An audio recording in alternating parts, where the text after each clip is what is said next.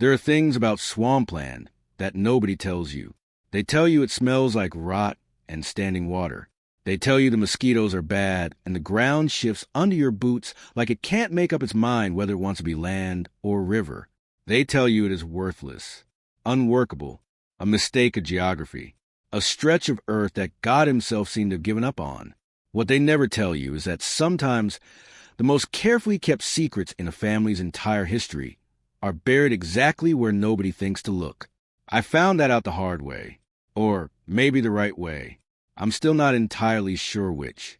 My name is Eli Marsh, and when I was 23 years old, I walked out of Caldwell County Children's Home with a duffel bag, a folded letter from an attorney I had never met, and a legal deed to 75 acres of Louisiana swamp that my family laughed about openly at the reading of my grandfather's will. They laughed because they believed it was nothing. They were wrong about almost everything. Subscribe and tell us in the comments where you're listening from, because this story starts in a place most people would have driven past without slowing down, and it ends somewhere none of us could have imagined. I need to tell you about my grandfather before I tell you about the swamp, because the two things are inseparable. Joseph Elias Marsh was not a man who explained himself.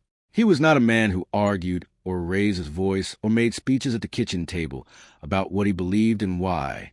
He was a man of early mornings and long silences and hands that were permanently stained with the dark clay of southern Louisiana soil. He communicated in the way that people who work the land often do, through small, deliberate acts that only make sense years after the fact, if you were paying attention at all.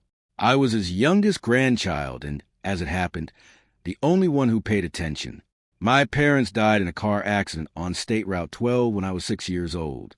It was a January night, a patch of black ice, a curve in a road that had claimed other lives before and would claim others after.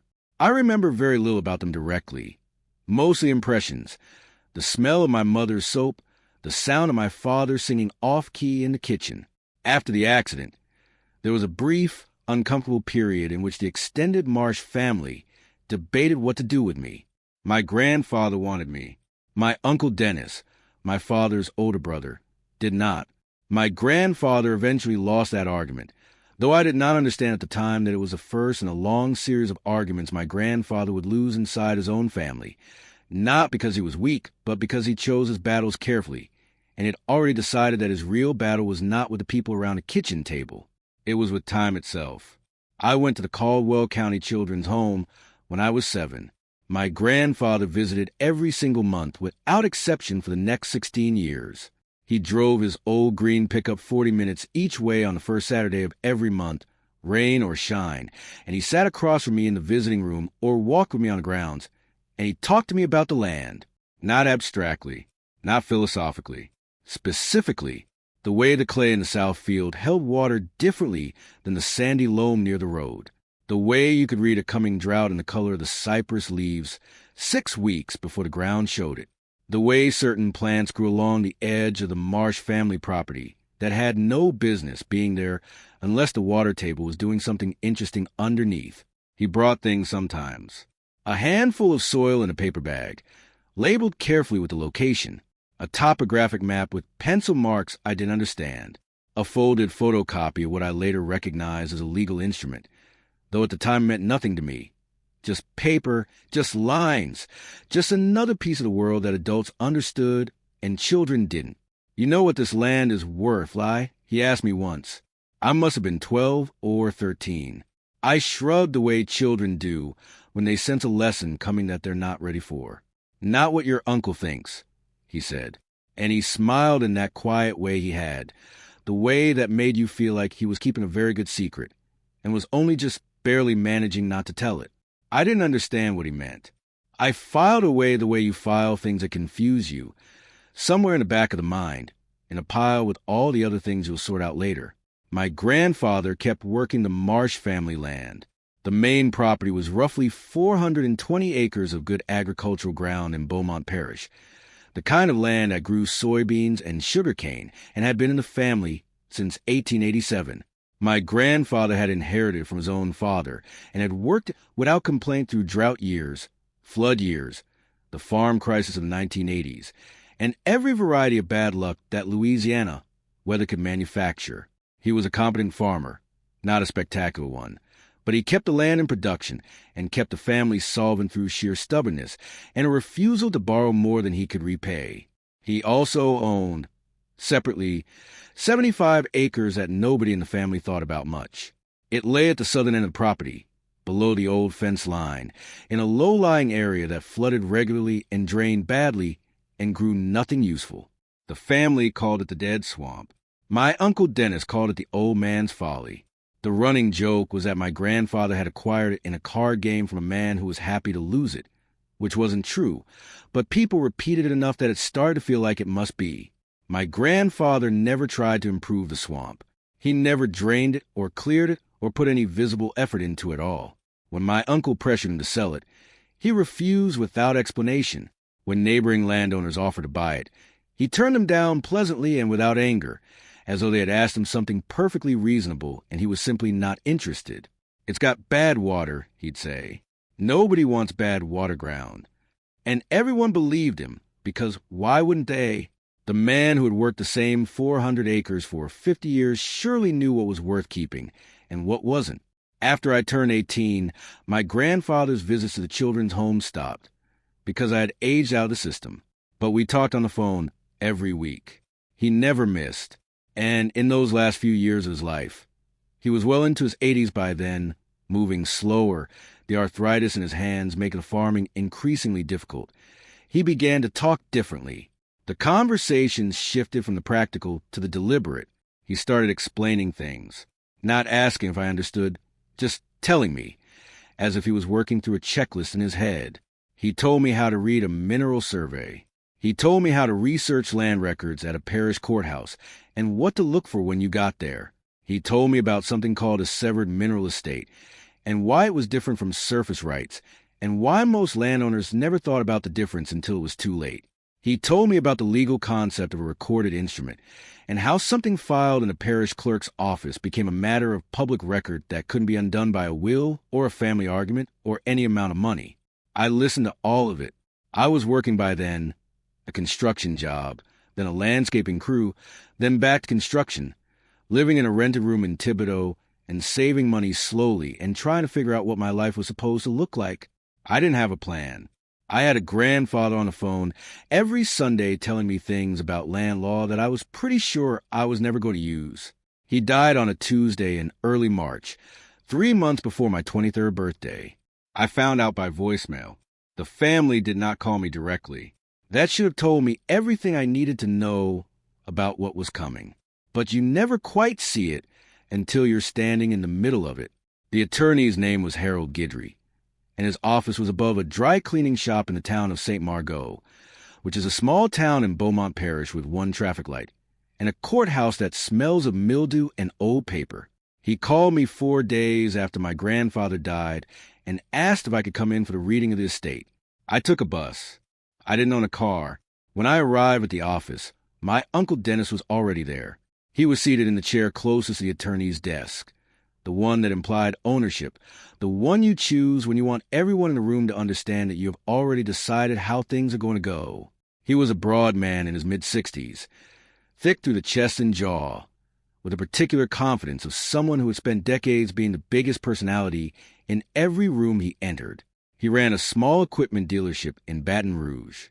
He had left the farm the moment he could and had never looked back, which was his right, but which he had also never once acknowledged created any obligation to the person who stayed behind and kept the lights on. That person had been my grandfather. Dennis had not stayed.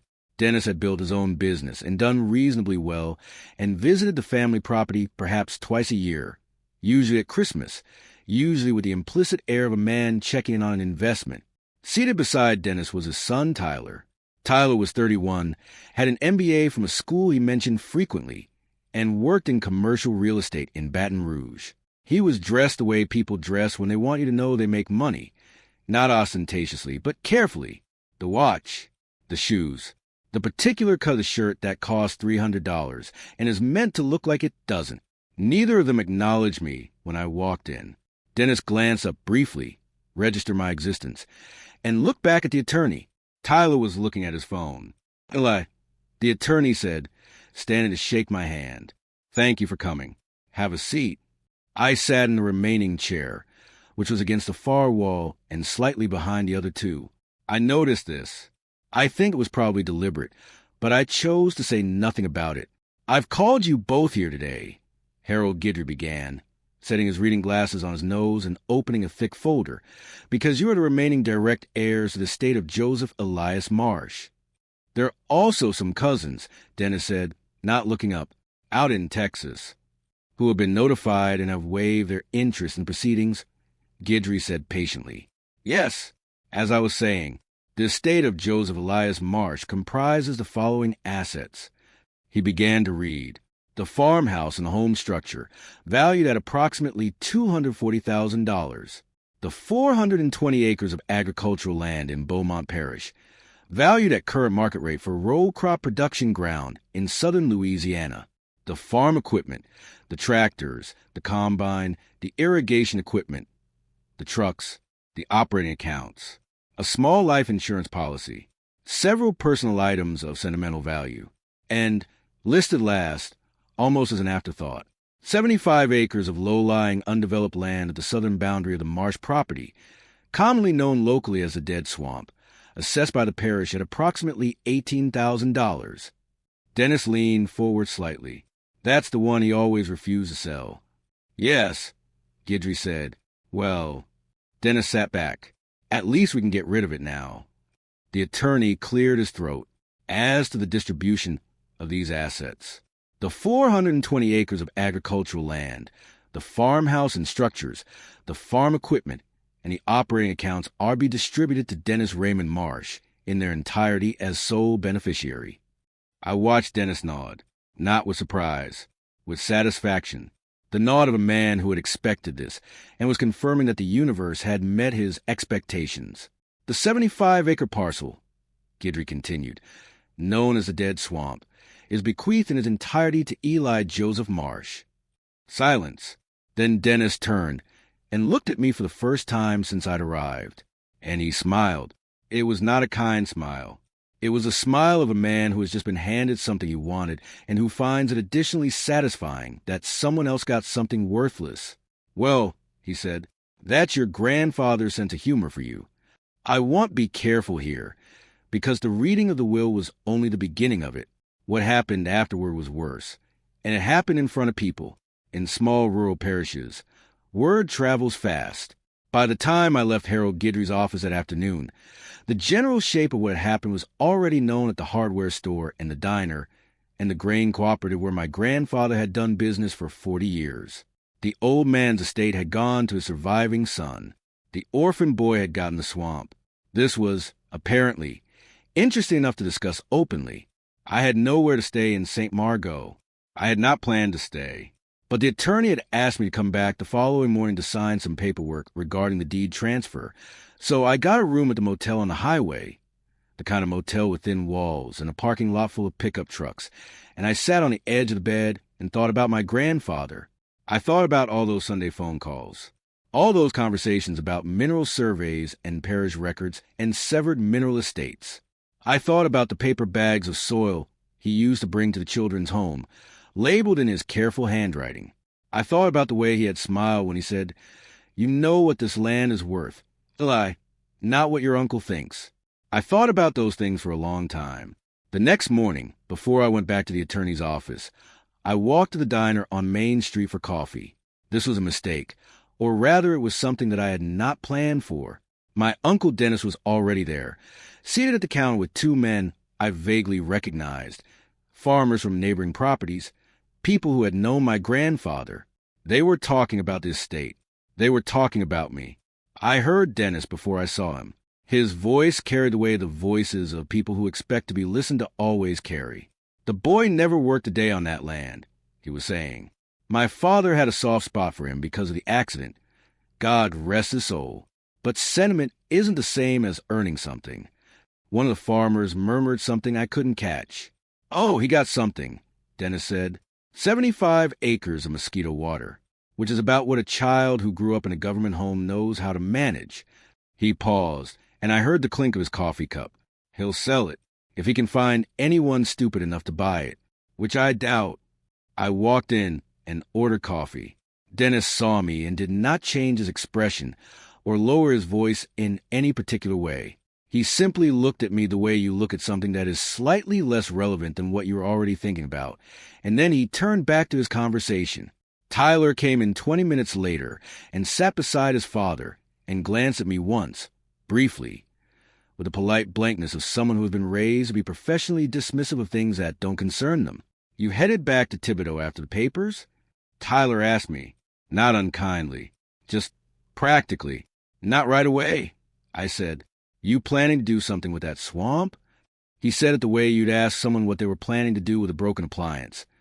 A courtesy question with a built-in assumption about the answer. "I'm going to walk it," I said. Tyler nodded slowly and turned back to his phone. At the attorney's office, I signed the deed transfer for the 75 acres. Harold Guidry shook my hand. He held a moment longer than necessary, and he looked at me over his reading glasses with an expression I couldn't quite read at the time. Something between professional neutrality and something else. Something careful. "Your grandfather was a specific man," he said, which was not something attorneys typically say during deed transfers. Very specific about what he wanted and why. "I know," I said. He held my gaze for a moment, then nodded and released my hand. I walked out into the March morning with a deed to 75 acres of dead swamp, $34 in my wallet, and a feeling I could not entirely name. It was not despair. It was something more like the feeling you get at the beginning of a long drive when you don't know the road, a kind of electric uncertainty, a readiness for whatever the next bend reveals. I did not know then what the next bend held, but I walked south toward the swamp anyway. The southern boundary of the Marsh property was about 1.5 miles from the farmhouse. I walked on a dirt track that my grandfather had worn into the earth over decades of use, narrow, 2 ruts with grass growing down the center, lined on either side with the scrub pine and willow that marked the edge of the wetter ground. The morning was cool and damp, the kind of March morning in Louisiana that smells like water and green things waking up. Birds were loud in the trees. I had been here once before. I was 8 years old, and my grandfather had brought me on one of his visits. He had walked me to the edge of the swamp and shown me the water and the cypress trees standing in it with their knobby knees breaking the surface. And he had said nothing in particular, just stood there, just let me look. I had forgotten about that until I was standing there again, 15 years later, looking at the same water and the same trees in the same gray morning light. The swamp was not dramatic. That was the thing about it. It did not look like a place where anything interesting had ever happened or could happen. It was roughly rectangular, bounded on 3 sides by the family property line, and on the south by a low ridge of ground that separated it from a neighboring to-road tract. The water was dark and still in most places, broken by the cypress and by stands of pickerel weed and water hyacinth that bloomed purple in spring. The ground at the edges was soft and unreliable. You could walk on it, but you had to know where to put your feet. My grandfather had known. He had walked this ground for 60 years, and I realized as I stood there that I was trying to remember everything he had ever told me about it, the specific things, the details, the way he had described the topography when he thought I wasn't paying complete attention, the phrase he had used on the phone once, "The ridge is the key, Eli. Everything worth knowing on that property is near the ridge." I walked east along the edge of the swamp toward the southern ridge. The ridge was not much to look at, a low rise of ground, maybe 4 feet above the surrounding water table, covered in live oak and thick undergrowth. But it was solid, firm ground in a place that was otherwise unreliable. I walked along it for maybe 300 yards, pushing through the brush, until I noticed something that stopped me cold. There was a path, not a worn path, not a track. It had been deliberately obscured.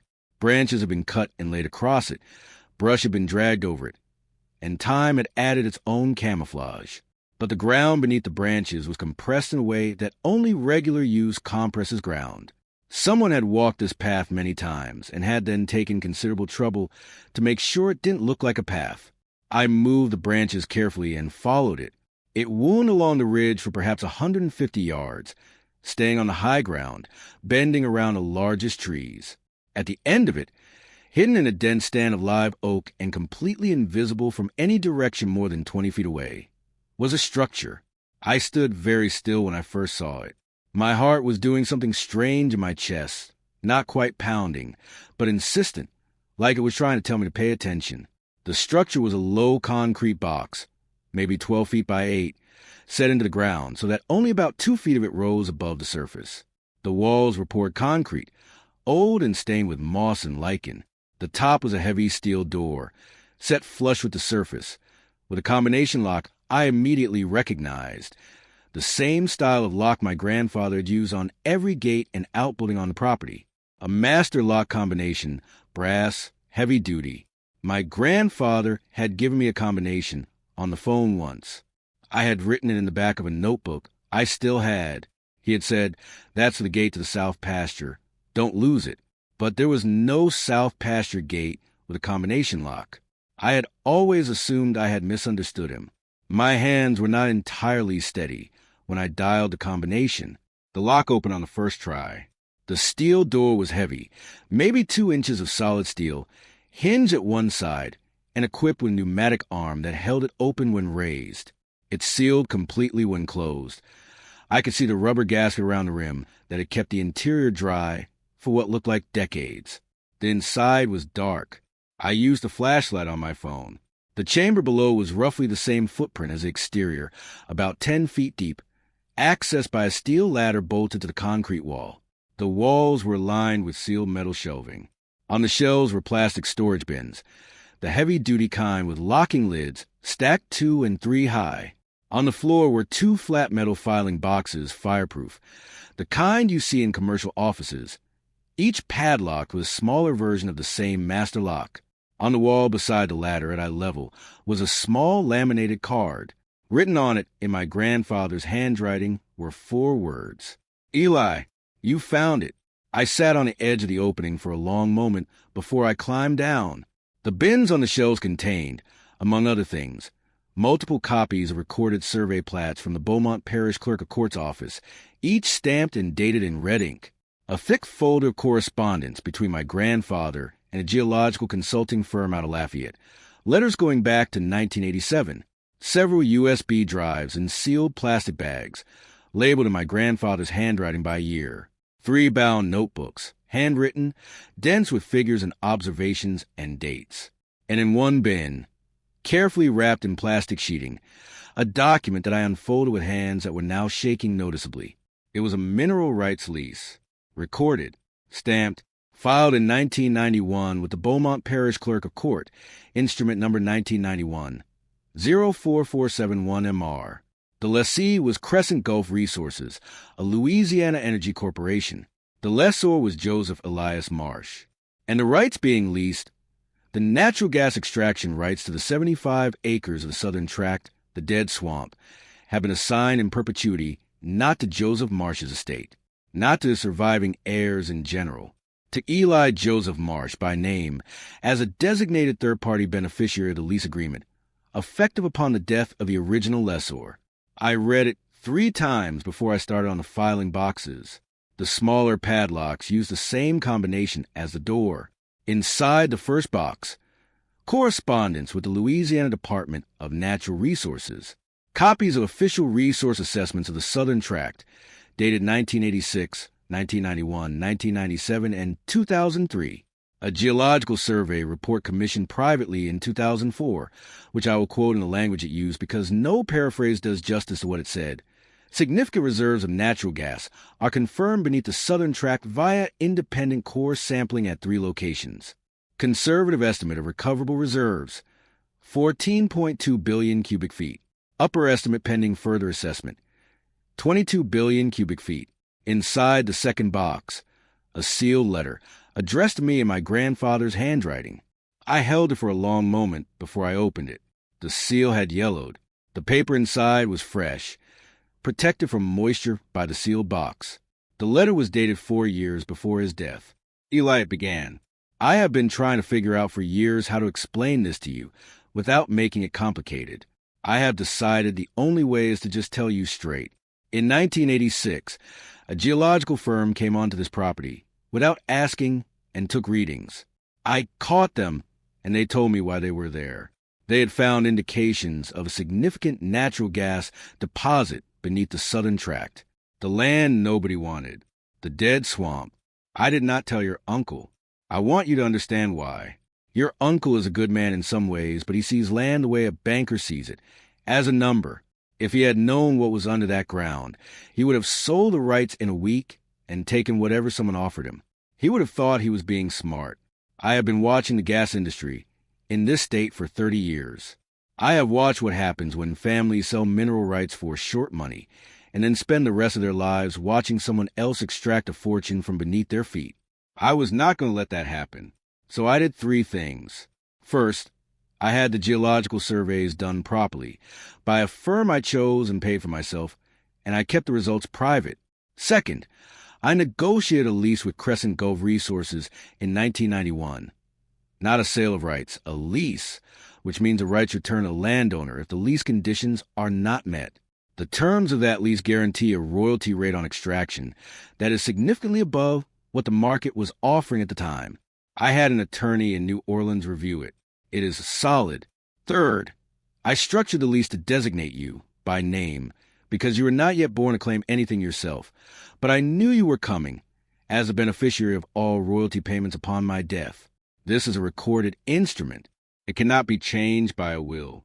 It does not pass through probate. It is yours already. It has been yours since 1991. Nobody has to give it to you. The parish clerk's office already did. The swamp looks like nothing. I kept it looking like nothing. The surface is worthless. That part is true. But what is beneath it is not. I am leaving you the surface because that is what I can do through a will. But the minerals were already yours before I died. That is what I want you to understand. I did not leave you a swamp, Eli. I left you the thing that was already yours. The swamp was just the address. Take care of it. Use it wisely. Do not let them rush you. Your grandfather, Joseph. If this story is moving you, hit the like button and turn on the bell so you never miss another story like this one. I sat in that concrete chamber for 2 hours. I read everything. I went through the correspondence with the geological firm, which described reserves large enough to supply a significant portion of the parish's residential consumption for decades. I went through the correspondence with Crescent Gulf Resources, which had written to my grandfather multiple times in the years since 1991, requesting renegotiation of terms, each time politely declined. I found a letter from 2019, for years before his death, in which Crescent had offered to purchase the mineral rights outright for a sum of $11 million. My grandfather had written back a single sentence. The rights are not mine to sell. He had known they were already mine. I climbed out of that chamber in the late afternoon, when the light was going gold through the cypress trees. I stood on the ridge above the dead swamp, and I looked at the dark water and the knobby knees of the ancient trees standing in it, and I thought about my grandfather driving 40 minutes each way on the first Saturday of every month for 16 years, sitting in that visiting room, walking me around those grounds, teaching me to read land the way other men teach their sons to read. He had been protecting something for a long time. Now it was my turn. I called Harold Guidry from the ridge, standing in the dying afternoon light, and I asked him 2 questions. First, was he familiar with the mineral rights lease recorded in 1991 under instrument 1991, 04471, MR at the Beaumont Parish Clerk of Court? Second, had he been aware of this instrument when he conducted the estate proceedings? There was a silence on the line that told me everything. Your grandfather asked me not to raise it during the will reading, Guidry said carefully. He felt it was important that the will be read as written, and that the mineral rights instrument stand on its own, separately, as a matter of public record. He was specific about this. I said, he was very specific about this.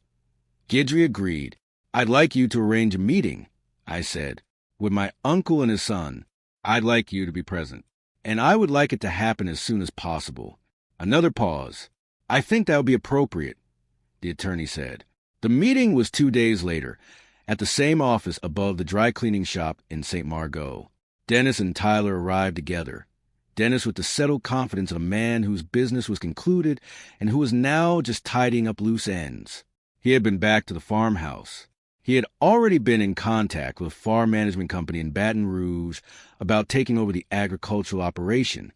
He was, as far as he was concerned, done with this part of his life and ready to move on to the profitable management of what he had inherited. He did not appear particularly curious about why he had been called back. Tyler had his laptop. "Lie," Dennis said, nodding at me with a brief, businesslike acknowledgement of someone managing a minor obligation. "You need something signed?" "I need to show you something," I said. I had spent the 2 days organizing what I had found. I had made copies of the relevant documents at the parish clerk's office, where I confirmed in person with the deputy clerk who pulled the instrument for me that the mineral rights lease was fully recorded, fully valid, and fully in effect. I had spoken with the attorney in New Orleans whose name appeared on the original lease correspondence, a woman named Marguerite Fontenot, who was now in her 70s and had been expecting this call, she said, for quite some time. "Your grandfather called me every couple of years to make sure it was still in order," she told me. "He was very careful, very patient. He said there was a right time for everything, and that I would hear from you when the time came." I laid the documents on the attorney's table in order. The recorded mineral rights lease, with its parish stamp and instrument number. The geological surveys from 1986 and 2004. The correspondence with Crescent Gulf Resources, including the 2019 buyout offer of $11 million. The letter from my grandfather. I walked through each one without rushing. Dennis's expression shifted gradually, the way a landscape shifts under changing weather, slow, then suddenly dramatic. The settled confidence was the first thing to go. It was replaced by something that looked like impatience, then confusion, then a kind of lockdown wariness that told me he was processing what he was hearing and trying to find a hole in it. "This is a lease from 1991, he said. 30 years ago. 32 years, I said, recorded and filed. "And you're saying Dad assigned the royalties to you?" "He designated me as the third-party beneficiary of all royalty payments," I said, which is a standard legal mechanism. Attorney Fontenot can walk you through the specifics if you'd like. Tyler had put the laptop down. He was reading the lease document, and his face had gone very still. "This instrument," Tyler said slowly, "doesn't pass through probate." "No," I said, "which means the will has no effect on it." "The will had no effect on it," I said. "It was mine before the will was read. It's been mine since 1991. Dennis looked at Guidry. "Did you know about this?" "Your father informed me of the instrument's existence before he died," Guidry said carefully. "He asked me to allow the estate proceedings to proceed as written and to allow Eli to discover the instrument through his own investigation of the property. He asked you to—" Dennis stopped. He looked at me. He looked at the documents. He looked back at Guidry. "He set this up." "He set it up 32 years ago," I said. There was a long silence. Tyler picked up the geological survey from 2004 and read the reserve estimate. I watched his face. He was a commercial real estate professional. He understood numbers. I could see the moment the number landed. The slight involuntary widening of his eyes, quickly controlled, the careful way he set the paper back down. 14 billion cubic feet, he said quietly. "Lower estimate," I said. "The upper estimate is 22 billion. Another silence. "At current market rates for Louisiana natural gas," Tyler said, "with the royalty percentage in this lease," he stopped. He picked up the lease again and looked at the royalty rate. He set it back down. He said nothing for a moment. I had an attorney in New Orleans run the numbers when I called her 2 days ago. I said, "Conservative estimate of the royalty stream over the extraction period at current rates is in the range of $60 to $90 million. The number sat in the room like something physical, like weather. Dennis had gone very quiet. He was a man who had built his self-image on being the one who understood money, who had made smart decisions, who had gotten out of farming life before it could pull him under. He had inherited 400 acres of good agricultural ground, which was worth something, genuinely worth something. But he was sitting in a room being told that the stretch of mosquito water that his father had refused to sell and that the family had laughed about for 30 years was worth roughly 4 times the value of everything he had just inherited. "The surface rights to the swamp parcel belonged to Eli," Guidry said, in the calm, measured tone of an attorney reciting established fact. "The mineral rights and their associated royalty stream also belong to Eli. The lease with Crescent Gulf Resources is valid and in effect. The designated beneficiary arrangement is legal and enforceable. Crescent has never extracted, Tyler said. Correct, I said. They've been in a holding pattern waiting on infrastructure development in the region. Their most recent communication, which I received through Attorney Fontenot this week, indicates they expect to begin extraction operations within 18 to 24 months. I slid the letter across the table. Dennis picked it up. He read it. He set it down very carefully. The way you set something down when you don't trust yourself to hold it any longer.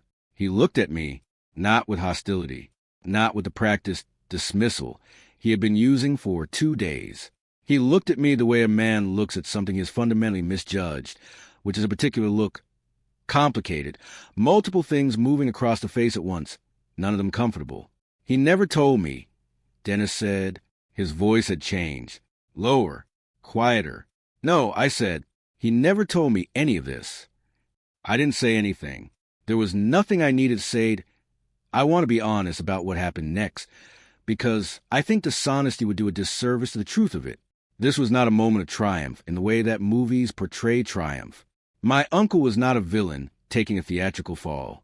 He was an old man, 67 years old, sitting in an attorney's office in a small Louisiana town, being forced to completely rebuild his understanding of his father, his family, and the 40 years of choices he had made that were now illuminated in a light he had not expected. Tyler was the first to speak again. He was looking at the geological survey, turning it over in his hands with the slightly mechanical focus of someone who is using concentration as a way to keep from feeling something. He was protecting it, Tyler said, not accusingly, almost like he was thinking aloud. He was protecting it, I agreed, from us. Tyler set the survey down. He looked at his father. He knew what Dad would have done. He knew what I would have done. He knew we would have sold it. Dennis did not deny this. He sat with his hands on the table, and I watched him, this broad, confident man who had filled every room he entered for 67 years. And I watched something go out of him. Not his dignity, not his character. Something else. The certainty. The long-held, never-examined certainty that he had been his father's real heir, his father's real continuation, and that the old man's attachment to the orphan boy had been sentiment, soft-heartedness, the weakness of an old man for the child of his dead younger son. He was understanding, in real time, that it had been the opposite, that the attachment had been recognition, that his father had seen something in me that was worth protecting for 32 years, and had done the most deliberate, patient, careful thing imaginable to make sure it survived. He never said anything, Dennis said.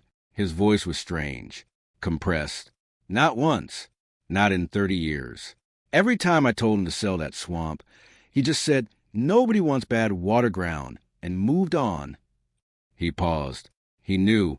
The whole time, he knew what was under there, and he stopped again.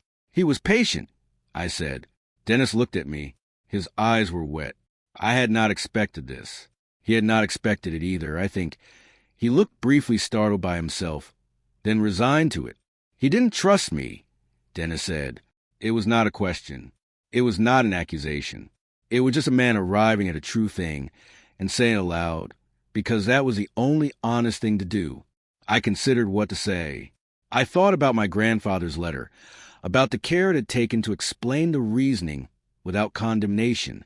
I thought about what a man who had worked a piece of ground for 60 years understood about patience and timing and the difference between the right moment and every other moment. He didn't think you'd wait, I said finally. He didn't think you'd want to. I don't think that means he didn't trust you as a person. I think he understood what you needed from the land and understood that what the land needed was something different. Tyler had put his head down. His hand was pressed flat on the table. He was not crying, but there was something in the set of his shoulders that reminded me of a person trying very hard to hold something in that wants very badly to come out. I said some things, Tyler said quietly to the table, these last few days. About you. I know, I said. I shouldn't have. I know, I said again. It doesn't matter. He looked up. How does it not matter? Because you know what you didn't know, I said. That's the thing about a secret that's been kept for 30 years. Everyone makes decisions based on what they can see. You saw a swamp.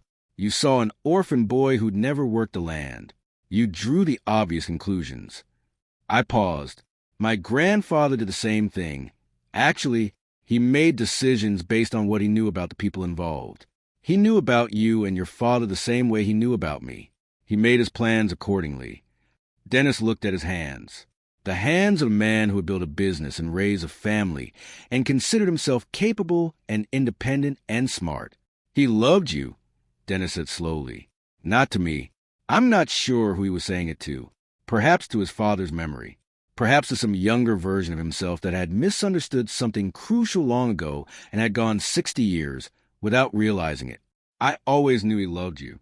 I told myself it was because of your father dying, because you were the only thing left of Raymond. He paused. But that wasn't it, was it? He loved you too, I said.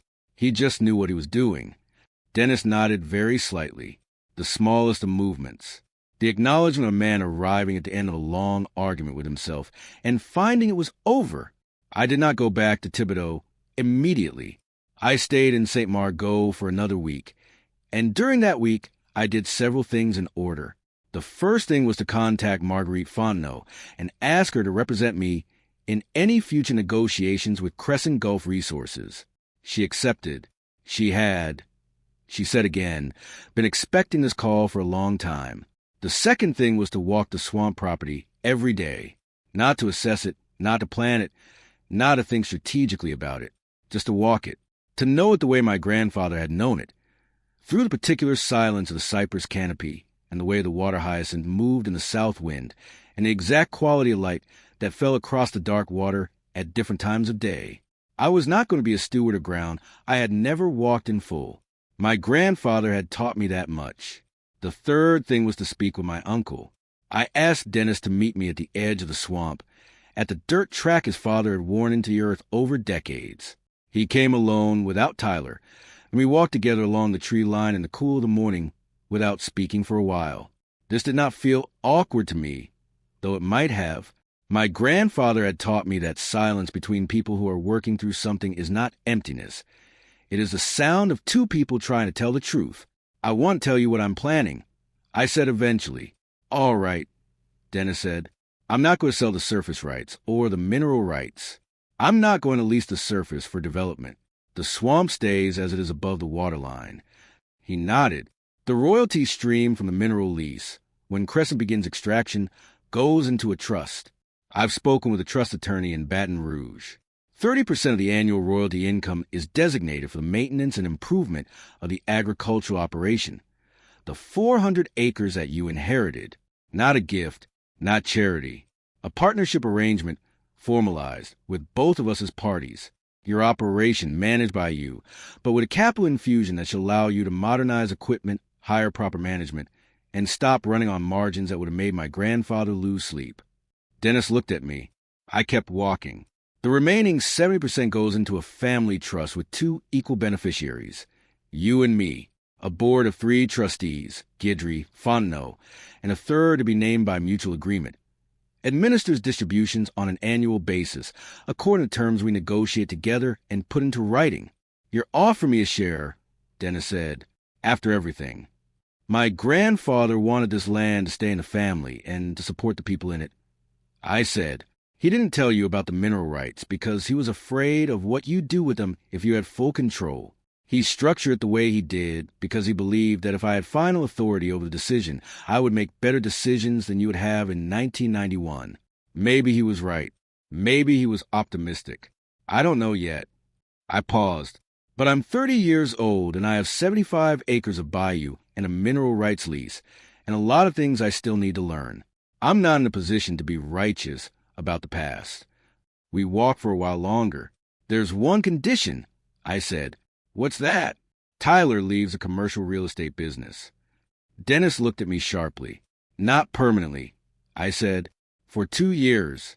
He comes back here and learns how to run this operation, not as the heir, as someone who is learning something from the ground up. If after 2 years he wants to go back to Baton Rouge, he goes with my full blessing and a fair financial arrangement.